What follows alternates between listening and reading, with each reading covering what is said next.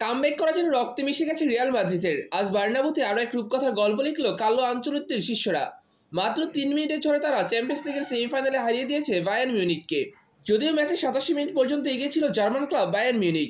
তারা স্বপ্ন দেখছিল বার্নাব্যুতে রিয়াল মাদ্রিদকে হারানোর, তবে আপাতত তাদের সেই স্বপ্নে থেকে গেল। ম্যাচের শুরু থেকে একের পর এক আক্রমণ করে ডেডলক ভাঙার চেষ্টা করেছেন রিয়াল মাদ্রিদ। ম্যাচের ১৩তম মিনিটে ভিনিসিয়াস জুনিয়রের শট ফিরে আসে বাম পাশের বার পোস্টে লেগে। রিবাউন্ডে গোলপোস্টের মাঝ বরাবর শট নিয়েছিলেন রুদ্রিগার, তবে তা আটকে দেন বায়ার্ন গোলরক্ষক ম্যানুয়েল নয়ার। ম্যাচের ২৮ মিনিটে Harry Kane mid range attempt নিয়েছিলেন, তবে ডান দিকে চাপিয়ে দারুণ সেভ দিয়েছেন রিয়ালের গোলরক্ষক আন্দ্রে লুনিন। ম্যাচের ৩৯ মিনিটে আবারও বায়ার্নকে বাঁচিয়েছেন ম্যানুয়েল নয়ার। ৪৭ মিনিটে গোলের দারুণ সম্ভাবনা তৈরি হয়েছিল বায়ার্ন মিউনিখের জন্য।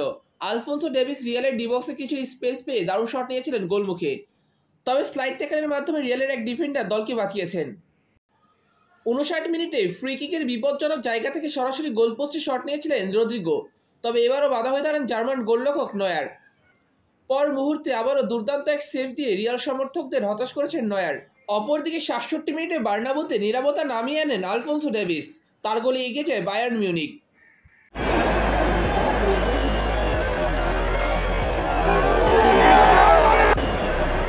৭১ মিনিটে ওন গোল করে বসেছিল বায়ার্ন মিউনিখ, তবে এর আগে রিয়াল অধিনায়ক ফাউল করায় গোল বাতিল করা হয়।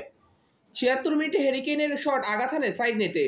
৮১ মিনিটে ফেদেরিকো ভালভার্দেকে তুলে নিয়ে হোসেলুকে নামান কার্লো আনচেলত্তি। সেই হোসেলুই পরবর্তীতে লিখেছেন রূপকথার গল্প। ৮৮ এবং ৯০ মিনিটে গোল করে দলকে তুলেছেন ফাইনালে। ৮৮ মিনিটে ভিনিসিয়াস জুনিয়রের শট গ্রিপ করতে ভুল করেন নয়ার। রিবাউন্ডে প্রথম গোলটি করেন হোসেলু। এরপর ৯০ মিনিটে আবারও গোল করে বায়ার্নের কফিনে শেষ পেরেক ঠুকে দেন তিনি। এখন আগামী ২রা জুন ফাইনালে লড়বে ডর্টমুন্ড এবং রিয়াল মাদ্রিদ।